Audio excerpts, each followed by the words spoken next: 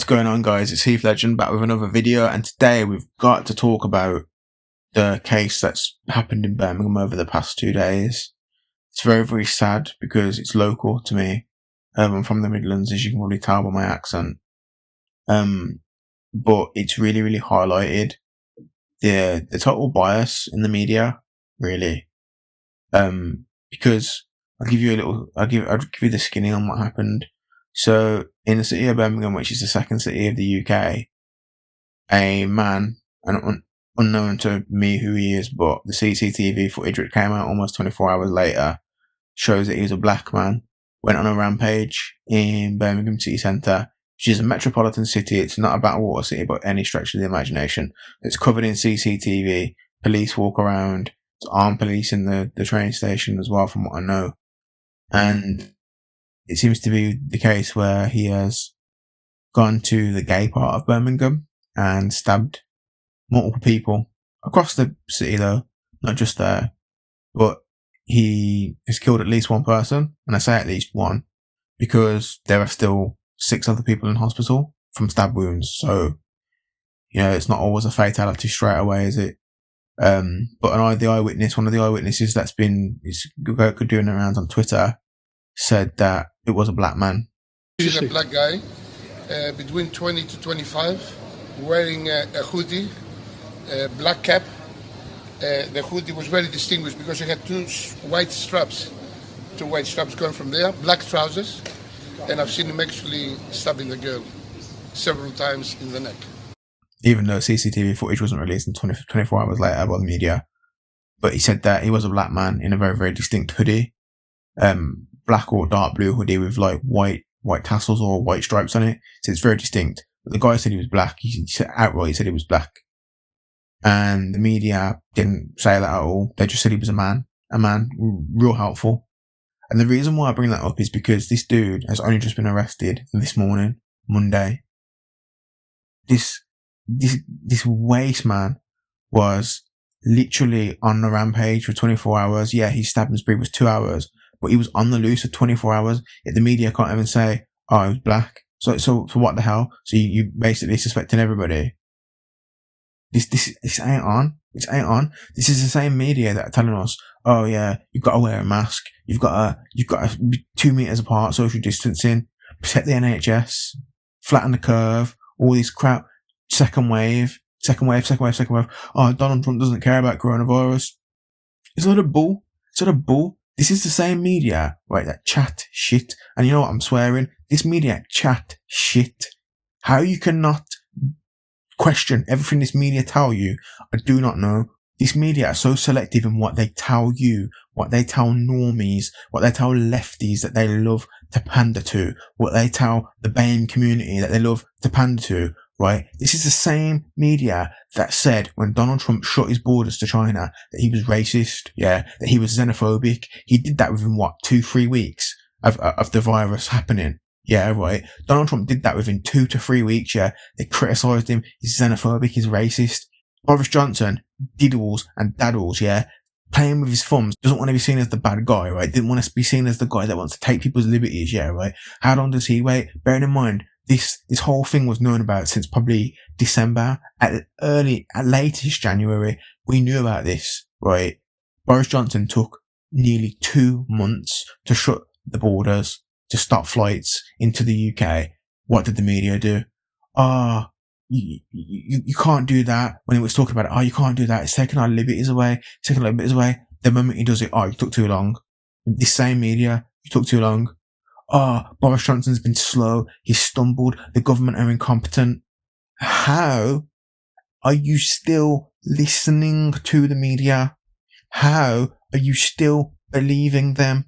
How do you listen to the BBC and their constant monologues of white people are racist, black people and Asians are persecuted?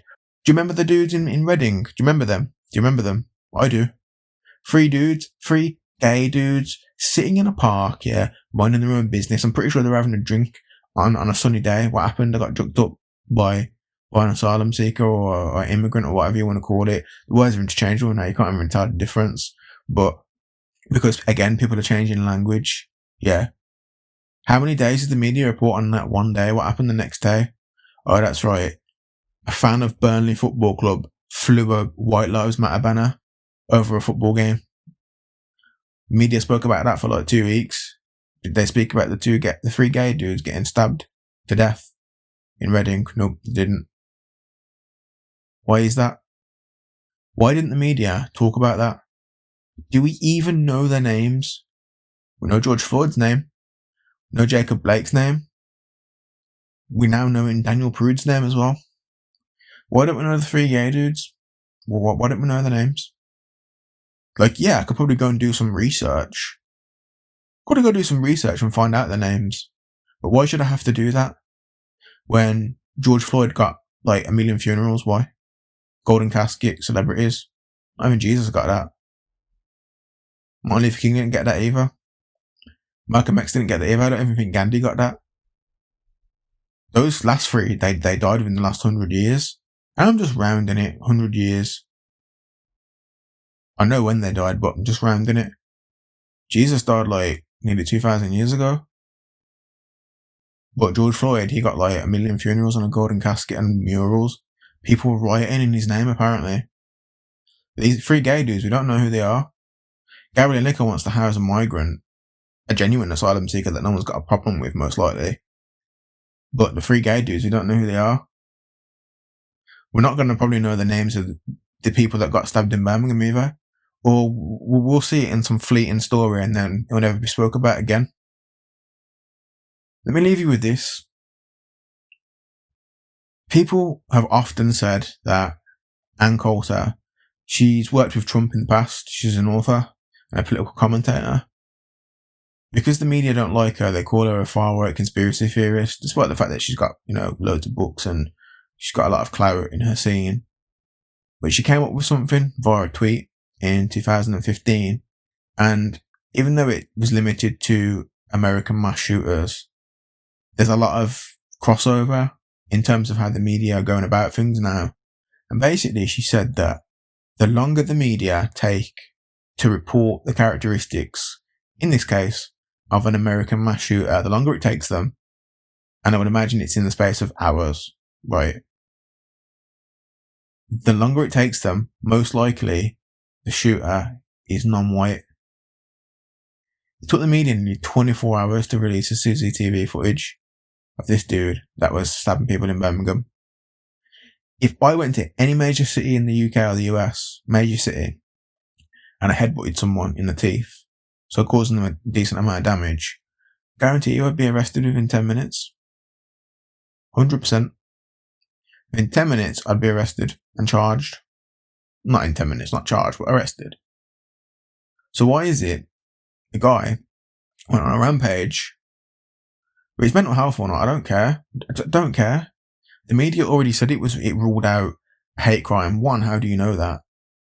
And two, how do you know that? Have you spoken to him? No. Do you know his motives? No.